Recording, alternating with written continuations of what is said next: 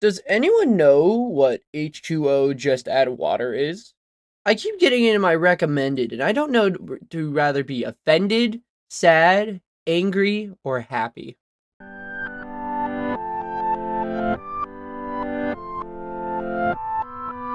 Hello everyone, my name is Stonsey Boy, and welcome back to Reading with Stonsey. Today we are going to be reading pages 180 to 200, and next time we're going to be reading only pages 200 to 16. So it's going to be pretty simple. Today is going to be 20, next time it's going to be 16, and then it's going to be the end of the book, and the beginning of the new, it's also going to be the end of the bookmarks, so that's going to be really cool to see. I've worked on it a little bit here and there, and yeah. So, without further ado, let's begin. Yeah, and pay the rent with what? I had taken him months to find his job, and it was a good one. Besides, if he didn't test the tubes, who would? Please give it a try, Balloras said in her soothing voice. You can do it. Grady looked at Ballora. You promise to get me out if I get stuck? What was he thinking? An animatronic couldn't make promises. Now wasn't a good time for Grady to change his robots can't be trusted mantra. Did he really want to count on the massive metal and wires and chips programmed from a misguided designer who thought horror movie music would be encouraging to someone about to crawl in a tiny cube? I'll help you if you get stuck, Ballora assured him. Should he believe her? Absolutely not. But did he have a choice if he was going to do his job right? No matter what Grody thought of animatronics, his one had been tested. The only way to test her was to crawl into the tube. Okay, fine, Grady said. I'm going. Ballora spun again, and again. Her spin ended in a sharp clinking sound. Grady used the sound of a sort of a starting gun. He crawled headfirst into the closet tube. Grady was glad the tubes were clear. It made it easier to not feel trapped. Grady would see way below him, and he could see the floor down beneath the tubes. He could even see the small square of black that had to be in his toolkit. The black square was true north. It was his goal. It wanted to get to it as fast as he could. Stretching out his arms, he put his hands together as if he was about to drive into a swimming pool. Grady slid down the tube. Gravity sucked him down, where for a few breathless seconds, Grady was sure he was going to slip all the way to the ground. He felt pressure in his head when he was going to get a headstand. When he was supposed to, he was, in a way. Once when Grady was little, an older cousin picked up Grady and hung him upside down by his feet. Being in his tube would feel like that. Grady couldn't feel all the blood rush to his head, neck, and shoulders, and it didn't feel good. The few seconds of sliding came to an abrupt end. Grady's hands, outstretched beneath his head, encountered the first turn. Now he couldn't slide. He had to squirm. At the turn, although it was wide enough for his body, Grady had to straighten to maneuver around the corner. It was hard work. He had to push off his knees and feet to use the power of his shoulders, what little they had, to propel himself downward. One thing Grady could confirm already was that Ballora's fitness and flex lived up to its name. Working his way through the tubes was challenging. He could feel his way through the tubes. It was challenging.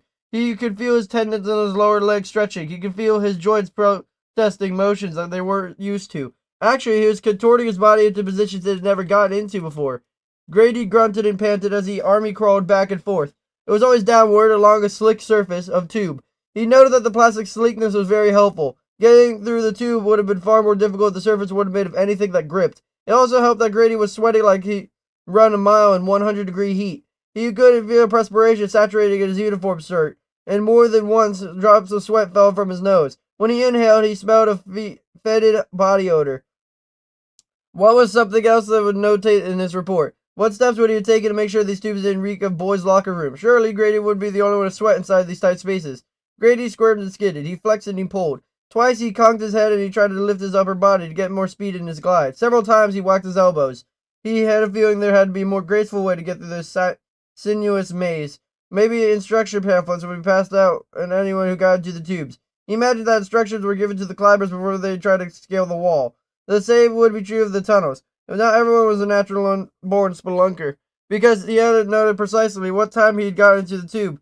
Grady didn't know exactly how long he struggled down into the winding, narrow shafts before he popped out of the tube opening and dropped onto it marked as Checkpoint 1.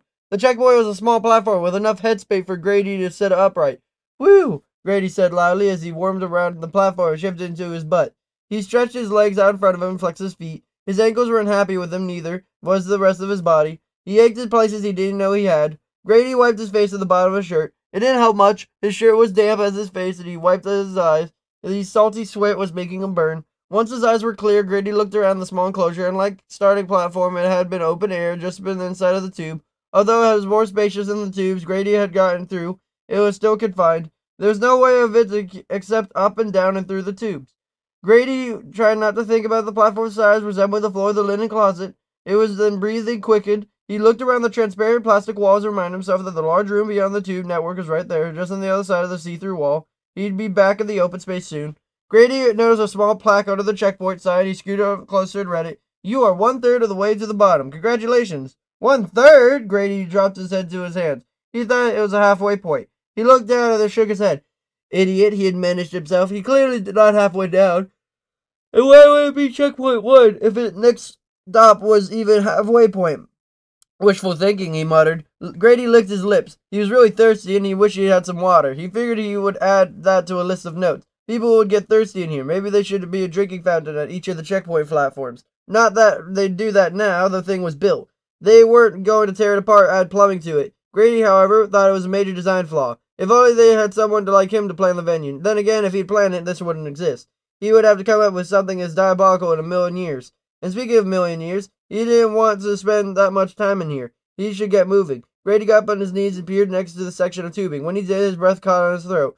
The tube he looked into is narrower than the one he crawled through. He investigated a couple more tubes opening off the platform. They all were smaller than what he'd already seen through. Great, just great. Grady rotated and dropped his head back and looked up to the tube he'd come out of. Maybe he could climb back up to the top and be done with it. The distance would be half of what he'd have to do if he kept going. Did he really just need to test the whole thing? He'd already discovered its design flaws. Maybe he'd done enough. He could just wriggle his way back to the platform. It's going up, dummy, he told himself. He barely managed to work himself through the tube going downhill. How would he pull himself up?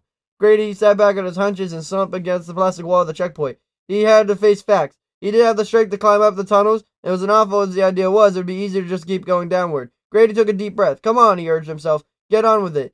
Inching forward, Grady pushed his head and then upper body to the closet tube. Although the fit was the tube was definitely tighter than the last one Grady had been in, he couldn't move through it. It was really tough going, though. Whereas Grady would push himself off the walls of the tube, there were barely enough space for him to be inside the tube, but much less try to contort himself into anything in the flattened position. He had a very little wriggle room. Instead of using his elbows as treads, he kept his arms out of the front of him, and so did the writhe from side to side like an eel moving through water. If only he was moving through water. The first few bends of his narrow tube weren't too bad. Again, Grady's perspiration helped him out. He started slithering around the plastic. The first abrupt turn of the tube, however, was an issue. It arched back in the opposite direction, requiring Grady to bend almost double around it, and then he bent in the middle. The tube narrowed even more. He was, just as he most feared, stuck. Grady sucked at his gut and jiggled himself from side to side. He wrenched himself back and forth. Nothing worked. He wasn't budging. He had something to grab onto. He might have been able to yank himself downward. Then he tried to grip the tube surface. His hand slipped. His sweat wasn't doing in his favor now. Haiti thrashed for several seconds. Before getting more freaked out, finally he screamed, "Help!" He has no idea why he was screaming. He was alone in the pizzaplex. Not a soul could hear him. No, wait, what about Ballora? In his panic, Grady had forgotten about the animatronic. "Ballora," he called out. "Help, I want out." Then nothing happened. Immediately after his yell, Grady screamed again, "Help me!" He was trying to berate himself for the stupidity of trusting a robot. He heard a humming rumble along the tube below him. A clank sounded just a few feet from him, and then Ballora's torso snapped into view a couple feet below Grady's head. He twisted his neck to look at her. Ballora blinked her purple eyes at him and fluttered her lashes. She spun in a circle and smiled wide enough for him to see all her teeth. Grady, overtaxed muscles, quivered. His imagination was providing him with an alarming image of Ballora using her teeth, too. "Don't give up now," Ballora encouraged. "You can do it. Twisting through the tunnels is good for flexibility." "I'm stuck," Grady yelled. "How can I twist through the tunnels if I'm stuck?" He once again attempted to unwedge himself from the turn of the tube. After a few seconds, he glared at Ballora. "See?" Ballora did another spin and started to sing. "I'm so very happy to help you. I'm here to get you through." "And what did I say about the singing?" Grady growled. "Stop singing." Ballora held out a hand. "Here, let me help you." Grady wasn't keen on giving Ballora control over him. If she'd have to let her take his hands, but what choice did he have? Besides, Ballora was programmed to help people make it through the fitness tubes. Grady had seen her specs. She'd get him out of the predicament. Grady stretched his arms down. Ballora could take his hands. Ballora grabbed them. As soon as Ballora's metal fingers closed over Grady's softer ones, she clamped down. Her grip pinched his knuckles. "Ow!" Grady complained. Ballora ignored him. She started skimming downward through the tube, her systems thrumming deeply. The sound vibrated through the tube's plastic walls. Ballora didn't go too fast, but even so, when she tugged, Grady thought his arms were going to come out of their sockets. Sharp pain surged through their shoulders as she yanked him forward. "That hurts!" Grady exclaimed. Ballora still ignored him. She kept moving down smoothly and gracefully. She glided easily through the tube. Grady jerked and lurched above her. It was just one snatch. Ballora had Grady free of the turn that seized him. However, that turn was only gotten one of many. It lay between where Grady had gotten stuck and the next checkpoint. This tube didn't seem to have any straight stretches at all. It was a twist, turn, loop, bend, and twist and a turn. Ballora, however, had no trouble maneuvering through the tight spaces, when she had no problem dragging Grady along with her. It was Grady who was having trouble. The whole procedure hurt like hell. The human arms weren't designed to be used as tow ropes. Grady was certainly getting through the compact space, but at what cost? After a few tugs, Grady's shoulders were on fire. Ow, ow, ow, he chanted as Ballora hauled him along. Following several more twisted turns, Grady's ows turned to groans and moans. It was groans that quickly turned into screams. The pain in his shoulders began spreading and radiated down his arms and up through his neck. This is what a rack must feel like, Grady thought. During the particularly grueling turn, his eyes were filled with tears, his breath came fast, he was getting nauseous. The pain was unlike anything he felt before. Stop, Grady, finally shrieked. Stop it. Almost there, Balloras sang out.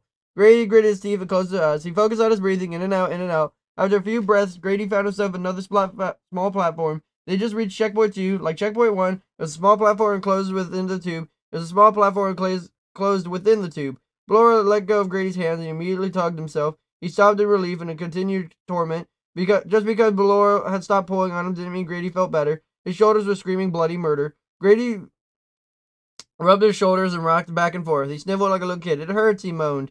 Ballora did not reply. She did not reply because she was gone. As soon as Ballora got Grady to the second checkpoint, she disappeared. Thank all the gods and goddesses in all the lands. Grady breathed out in one of his RPG lines. He gingerly tried to raise and lower his arms. He winced at the twinge and a hot pain and pulsated his shoulders. He screwed up his face, now probably torn a rotator cuff or something. Grady half smiled. Now that he was sitting up and he wasn't being stretched like human taffy, his sense of humor had returned. He found it funny that he might have an injury common to athletics. Grady had never thought he'd tear a rotator cuff. It was far more likely he'd get carpal tunnel from too much time at the computer. Hey, I wonder if this will make me more appealing to women, he said out loud. He laughed at the idea, but was his laugh just a tad maniacal? Maybe. He decided to stop trying to be funny. It was being funny all that funny anyway.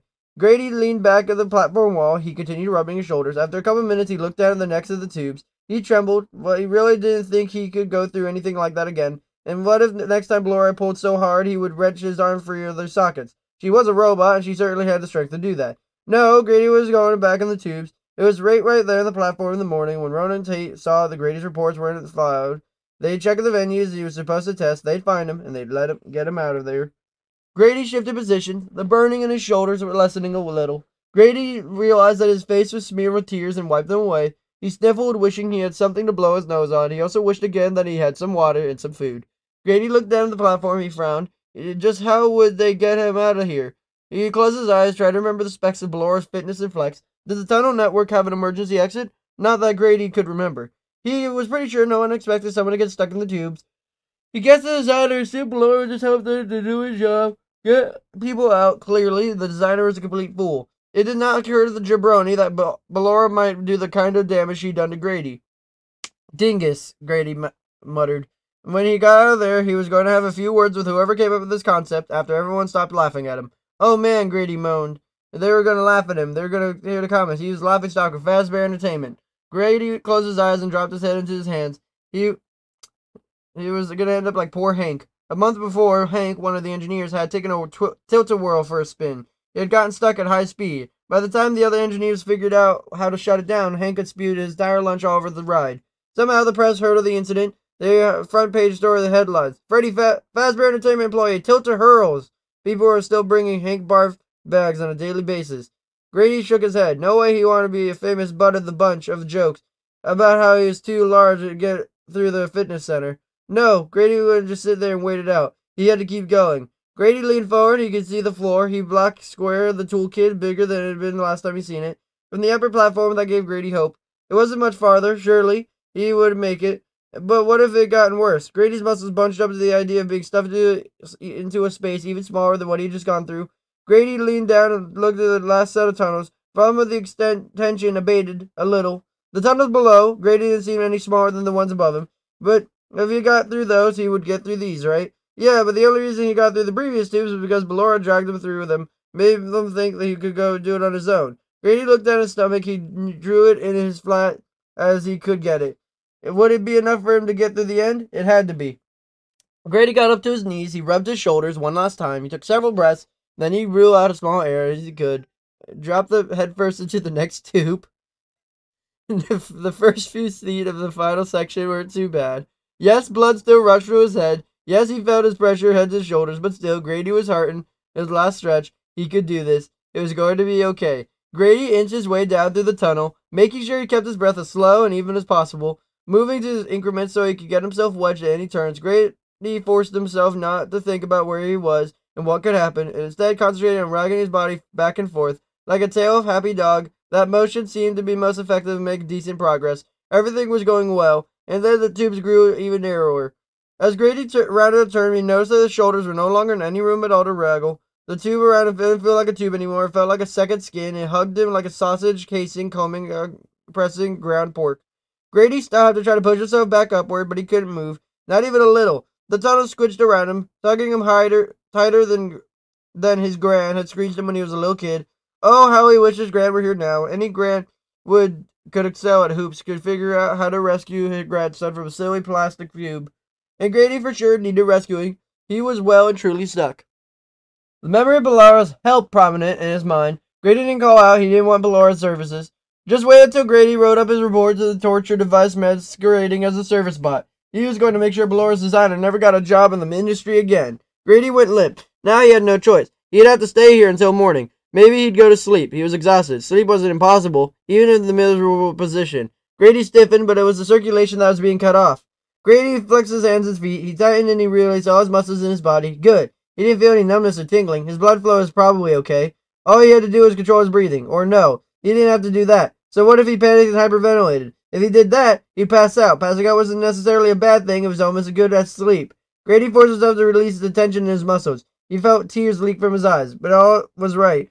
Anyone in the situation would feel like crying. But it was going to be okay. It really is, Grady assured himself. It's going to be fine. There was words tinged on for a bit of doubt. If he was going to ignore it. He survived getting locked in a linen closet when he was 5. He'd survived this too. He had just had to wait it out. Oddly, Grady wondered how many years of therapy he'd need to get over this. For several seconds, Grady breathed in and out, relaxing relatively calmly, and then horrifyingly thought leaped into the top of his mind. What if Balloras showed up without being called? Grady jerked his head so fast he hit the sides of the tunnel. He winced, and he didn't cry out. He had a feeling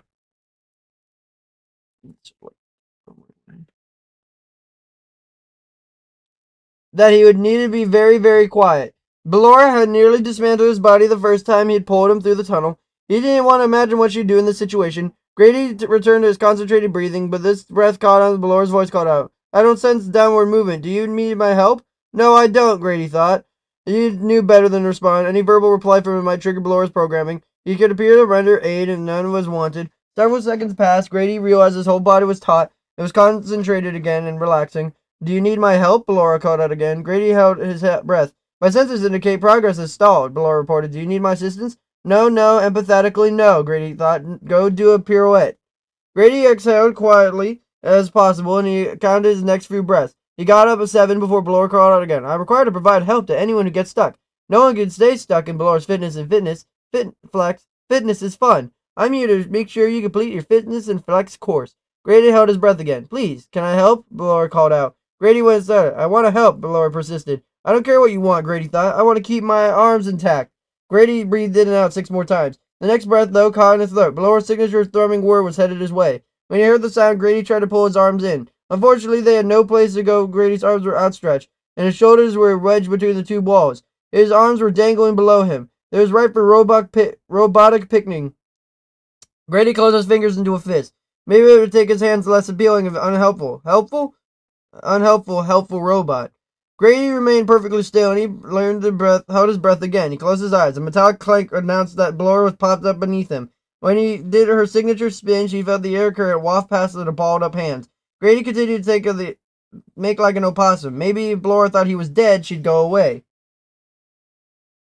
Ballora's metal hands gripped Grady's clenched ones. Grady contorted his hand and looked at Ballora. "Go away," he shouted. "I don't want your help. Get out of here." Ballora blinked at him, but she didn't let go of his hands. "I'm here to help," she insisted. "I don't want your help," Grady yelped. He tried to free himself from Ballora's grasp by extending his fingers. She tightened her grip, and she couldn't uncurl his fist. "Let me go," Grady screamed. "Go away." Ballora didn't go away. Instead, she started gliding downward, and she yanked Grady down with her. The first knife thrust of pain came quickly. It speared through his shoulder sockets and thrust his way down the shoulder blade. Grady cried out. "Just a little way to the end," Ballora sang. "I'll get you to the free bend."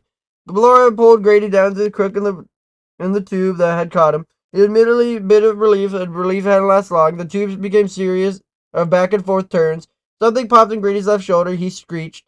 Ballora didn't care. She kept pulling. The joint in Grady's left shoulder was out in its socket. He felt it dislocate. The searing pain was excruciating.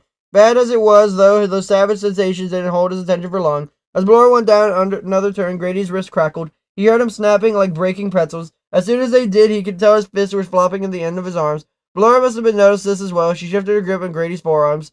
As soon as Ballora had let go of the clenched fingers, Grady realized their fingers were broken. Actually, they weren't just broken, they were crushed. Ballora had clamped down so hard she pulverized the fragile bones. Then Grady tried to move his fingers. He could feel the bone chips grinding together.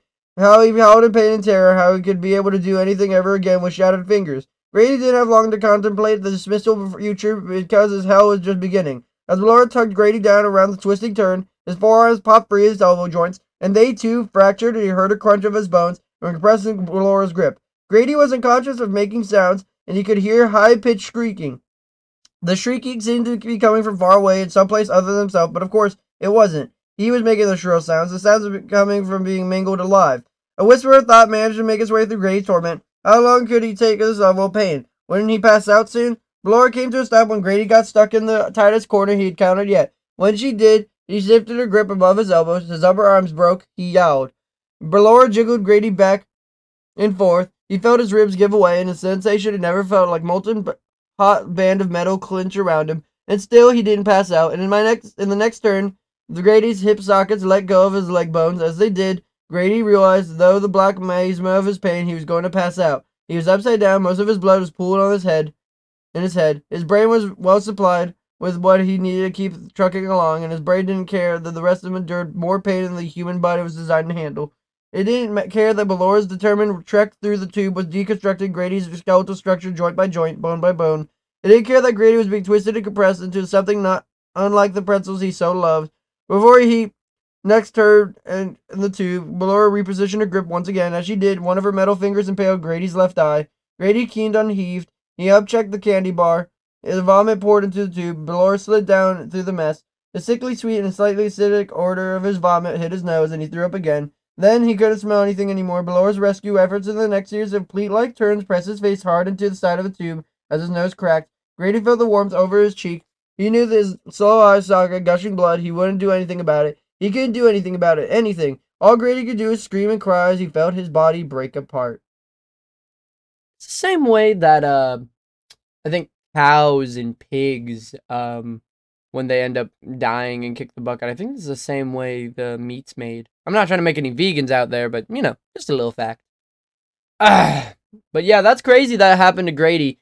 It makes me wonder, though, whatever happened to the first story with the kids? Weird.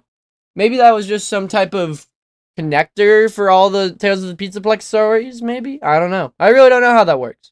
What I do know is, today we read pages 181 to 200. Next time, it's going to be a simple episode and the final episode, where we're going to be reading pages 201 to 217. Very cool, very simple, very fly. Make you want to go dance and die. Well, maybe not like Grady, but you know. Man, it scared me a little bit there because I was like, ooh, maybe we're going to have to do a little longer or something around those lines. Also, if you heard me chuckle at around page 195 or 97, I forgot which one. My dog, I got my dog, a squeaky toy, a little rubber chicken, and, you know, the ones that go, like those, and he is just in love with the thing.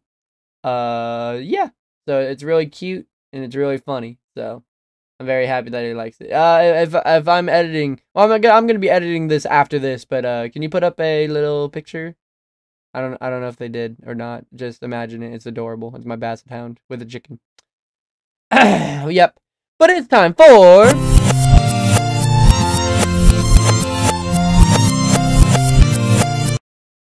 Reading Corner of the Day. Doing it up Stonsey's way. Bop. Today we are learning about the Boxer. Now, the Boxer looks like a very silly little doggy. Because, well, of course it does. And yeah, I mean, he's just such a silly little guy, you know? Like, I love them. I love little doggies like that. Because they're just so like innocent and small, but he also looks very how do you say silly looking. But before I can make fun of him or have a strong opinion on anything I hold dear, or maybe I don't, I should learn of its history. Not only does it make me look smarter in front of my mom, my dad, my sister, my brother, and I don't know, maybe my protective parent guardian. I don't know. Not everyone has the things that some have, and that's okay. Doesn't change the way and how cool you are. But it also makes me more intelligent. Now, intelligence doesn't necessarily lie in knowing things. It also lies in knowing things and how to use your knowledge in the world. So, for example, some of the smartest people you ever meet are teachers, doctors, and just people like that in general. Though there are people who are like that who aren't smart. Or there's just some that aren't kind. Simply put, intelligence doesn't necessarily lie in kindness either. Because there's some people who are intelligent and will flaunt it, and there's some people who are intelligent and don't. I really hope to all the viewers out there, if you are intelligent, which I believe you are, I don't need to know who you are, you will use your intelligence for kindness over being stuck up. Now, the history of the boxer is that it derives from two Central European breeds of dog that no longer exist. The larger Danziger Bullenbeiser and a smaller Brabantner Bullenbeiser. Bullenbeiser means bullbiter, and these dogs were used to chase large game, wild boar, deer, and small bear, through the forest, hanging onto it until the hunter arrived to kill it. This required a strong and agile dog with broad, powerful jaw and the recessed nose to enable the dog to breathe while its jaws were clamped onto the animal. Similar attributes are required of dogs using bullbiting, a popular sport in many European countries. In England, the bulldog was been favored breed of the sport, whereas in Germany, large mastiff-type dogs were used. Around the 1830s, German hunters began concerted effort to create a new breed, crossing their Bullenbeisers with mastiff-type dogs for its size, terriers for tendency, tenacity, and finally bulldogs. The result was the tough, agile dog and a streamlined body and strong grip. When baiting was outlawed, the dogs were mostly used as butcher's dogs in Germany. Controlling cattle in slaughter yards by 1895, an entirely new breed, the boxer, had been established. Although the exact origin of the name boxer is obscure, it may have been derived from the German Boxel, as they were called the slaughterhouses. The boxer was one of the first breeds employed of the police and military dog in Germany by the 1900s. The breed had become established as a general utility dog, family pet, and even show dog. The American Kennel Company, or AKC, recognized the breed soon after, but only in the 1940s did the breed begin its steady rise to the top of the popularity charts, eventually peaking its fourth most popular breed in America. That's crazy. So these dogs are butchers by heart. So what's the temperament? What is this dog good with my kids? Will it get me up a good price if I go talk to it in the butcher? Well, the temperament of the boxer is that it's playful, exuberant, and exquisitive, attentive, demonstrated, devoted, and outgoing. It's a perfect companion for an active family. It can be stubborn, but it's sensitive and responsible commands. May be aggressive towards strange dogs, but is generally good with other household dogs and pets. Simple, clean, and small. Kind of like the boxer. Hey-oh. So, what's the upkeep? How do I keep this dog kind and yet a little stubborn? Well, the boxer needs daily mental and physical exertion. It also likes to run, and exercise needs to be met with a good jog or long walk on a leash. It does not do well in a hot weather and generally insinuated and suited to live outdoors. It does best when allowed to divide its time between a house and yard. Some snore. Its coat needs only occasional brushing to remove dead hair. Now, if you are a child, please cover your ears. If you're an adult, please listen thoroughly, for we're going to talk about the health, or adult or teenager, my bad. We're going to talk about the health of the boxer, its major concerns, minor concerns, health-wise, that they're occasionally seen with, the suggested test, lifespan, and there's a note from the great people that made this book. Major concerns is boxer cardiomyopathy, SAS, and CHD. Wow, they have their own disease. Minor concerns are gastric torsion, hyperthyroidism, and corneal erosion, colitis, my bad, I thought that was in the same word. They're occasionally seen with brain tumors and degenerative myelopathy. The suggested tests are for the thyroid, hip, cardiac, and have Holter monitoring. Their lifespan is 8 to 10 years, so not very long, but still good enough. And it should be noted that they're sensitive to heat, and white boxers may be death. I wonder how that works. Interesting. But imagine you don't see these pictures in front of you. What's their form and function? What do they do? Well, the form and function of the boxer is exemplary. Its combination of stylish elegance and strength and agility. It's a square proportion with good substance and musculature. Its stride is free and ground covering. Its proud carriage. Its head is distinctive, with a broad, blunt muzzle and alert expression. Its coat is short and shiny. It's perfectly suited to serve as a working watchdog. Now for the tier list. 5 is the best, 4 is better, 3 is average, 2 is worse, and 1 is the worst unless it comes to grooming. Now, the energy level's out of 5. Exercise requirements is out of 3, so pretty average. High in energy. Playfulness and affection levels out of 5, so very playful, very affectionate. Friendliness towards dogs, other pets, strangers, their ease of training, and watchdog ability are all out of 3, so pretty average. Protection ability is out of 5, you wouldn't think it, but yeah. Grooming requirements is out of 1, which is great. Cold tolerance is out of 2, and heat tolerance is out of 1. These dogs do not do good in the weather. I think that's the first time. The weight of a healthy male boxer should be 65 to 80 pounds, and a female boxer should be 50 to 65 pounds. The height of a male boxer should be 22.5 to 25 inches, and for a female, 21 to 23.5 inches. And if they were feet, and it's not feet, they're inches, because if they were, we'd be living in a world of giants. Oh, he's a big long face. He's a big dog. This dog is, well, it's not a big dog, but he looks like he's a big dog. And that's the next dog we're going to be talking about in the next episode, and that is the one you'll learn about in the next episode. So, hope you guys have a fantastic, wonderful day. Be polite, be efficient. Make sure to like, comment, and subscribe. I hope you guys enjoyed today's reading video, and I'll see you guys next time. Bye-bye!